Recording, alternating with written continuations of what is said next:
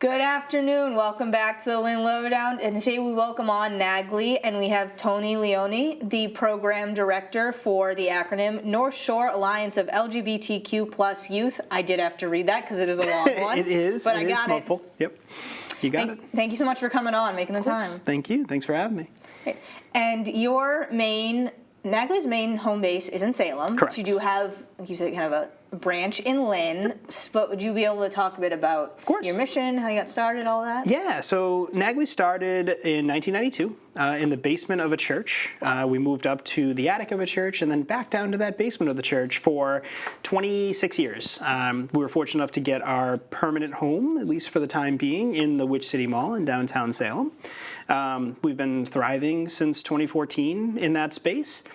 We've built up a pretty large community, a pretty large plethora of programs and services, all free, no insurance needed. Any youth who identify within the LGBTQI plus umbrella or might think they do or feel that they do can access all of our services from middle school up to age 23. I like, so you answered my next question of youth. So what do you qualify as youth up to 23? So middle school up to 23. We do have a sub-program for youth and parents from pre-K technically to elementary school, but the youth do have to attend with a parent or guardian. So. Yeah, that makes sense. Why is it always, it's always a church basement? I know. Why is it so many? Always. I know. We still go back there every so often. It's a pretty cool space. It's a big community center, but at that time in 2013, 2014, we knew we needed a larger space. So we're fortunate enough to have 5,200 square feet now, which is pretty large. That's big. And it's great that you were expanding to the point where you needed more space, right? Yes. Yep.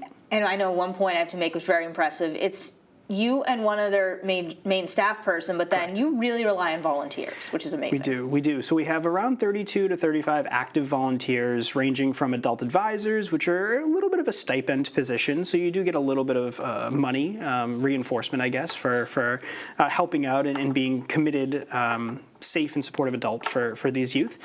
But we range all the way from events volunteers to general volunteers to internships, both college, high school, postgraduate degrees. So we have a large pool that we can pull from, which is great. And because you serve 42 communities, so you definitely need the help. We do. We have youth accessing our services from around 38 to 40 within the greater North Shore.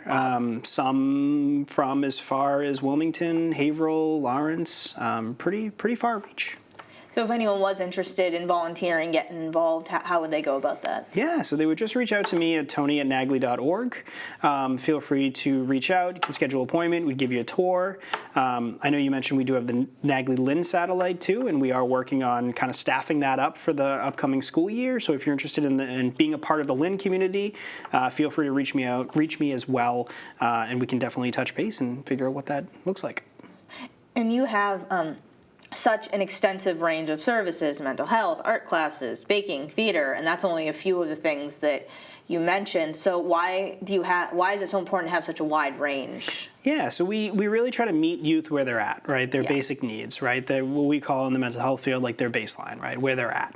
And we know that a lot of youth need access to care in more creative ways, right? So we introduce art therapy, we introduce creative expression, we do some mindfulness, we try to make sure that every youth that walks into that space feels like they're at home, right? So whether it be group counseling or what we call chill and chat, right, which is a little bit less intense, right, than calling it group counseling, we're able to meet that youth or that group of youth where they're at within that time period. And you personally, how did you get involved? I'm the program director. Yeah, so I started volunteering in 2017, 2018, kind of worked my way up, became an adult advisor, and in 2020, we obviously had to shift to Zoom during the COVID pandemic, and we were able to shift within a week of shutting down. So we were one of the first organizations to really go online and spearhead all of our programs. Impressive.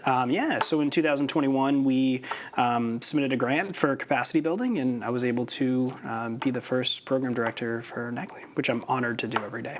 It is. It's fantastic. I think you can tell how much you're into it, how much there. And do you know offhand roughly how many youth you do serve? Sure. So we serve about 150 youth a week. Those are reoccurring visits, right? So those are youth that might be accessing different programs throughout the week. We have all age-specific days, which is great.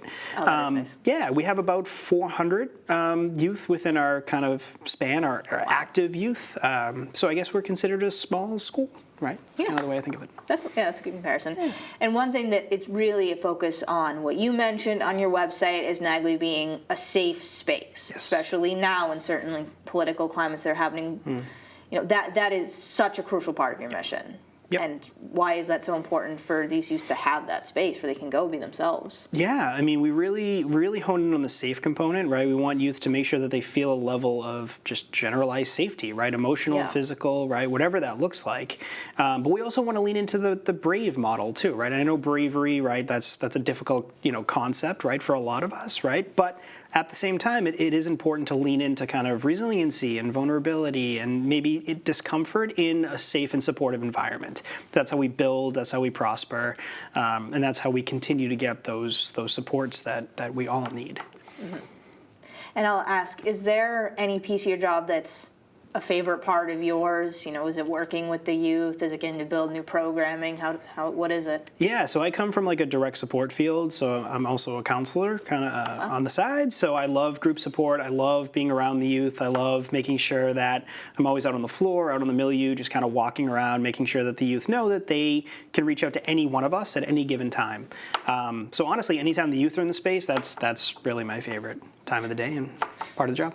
And you mentioned too that there's specific days where certain ages can come, so it helps keep it a little more organized. Correct. Have youth of the same age. What do you know what those days are? Yeah, so Monday's middle school, so that's specifically for technically ages 10 to 14, but we give some leeway there. Tuesdays are teen and young adult, so there is a mismatch of 14 to 17 and then 18 to 23. However, the young adults that we do serve kind of act as mentors almost organically to our teens, which I think is really special. And then Wednesdays are community-based, so those are open to anywhere ages 11 to 23.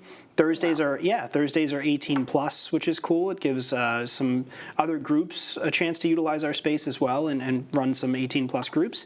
And then Fridays are our free for all. Fridays are really fun. Yeah, Fridays we could see anywhere from 50 to 60 youth in the space, and that's ranging. Yeah, that's the wide age range from 11 to 23. Then we also have some weekend programs as well. And it must be interesting too, especially when you have that wide age range, how the youth interact with each other. Like you said, some of the older ones, some of them a little bit mentoring a little bit, they fall into that role. That must be interesting how they all support each other. It is. It's really special, I think, to make sure that we have younger youth that see maybe older youth or young adults, what their succession looks like, right? What their progression looks like. Lived experience, I think, is really, really important within the walls of NAGLY, and that's a great way to make sure that we give back to the community. I guess looking forward, is the programs that you offer, does it operate on the same schedule as school? Like you mentioned that there's some time off in the summer, or there's shifts to the schedule itself. Yeah, so we actually add more programming during the summer. We do have a week off in the beginning of July just to kind of recoup from June. It's a busy month for us.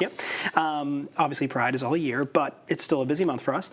So we do try to align pretty well with the school schedule, whether it be the surrounding North Shore towns or Salem, where we're located or headquartered. But for the most part, we have reoccurring programming almost every week, every day of the year in some capacity, which is pretty special. But we do adapt to the school schedules. And for youth themselves, if they want to learn more, they can go to the website, but can they also just kind of show up during one of those times, speak to one of the people there? Yep, youth are more than welcome to pop by anytime we're open. Even if we're not open and you see one of the lights on, come ring the doorbell, we're probably there. If a youth needs access to services and referrals and stuff like that, they can always reach out to me anytime. My email's always available. But yeah, they can schedule an appointment, or they can just come in, drop in, and participate in all of our programs and services we offer. And that's a great piece of flexibility, too, because of how busy everyone is, right? As you were talking about that. Yep, correct. Everyone has 50 million things happening. Yes, we try to make it as accessible and easy as possible. Well, you definitely do, and so you can tell the passion, the way you work on it. And I realized I've gone through all my questions, but was there anything else that you wanted to mention or touch upon before I wrapped it up? Yeah, I just wanted to make sure everyone's aware. We have a lot of youth and young adults who are in the midst of mental health crises, right? We have a lot of youth who are going through a lot right now.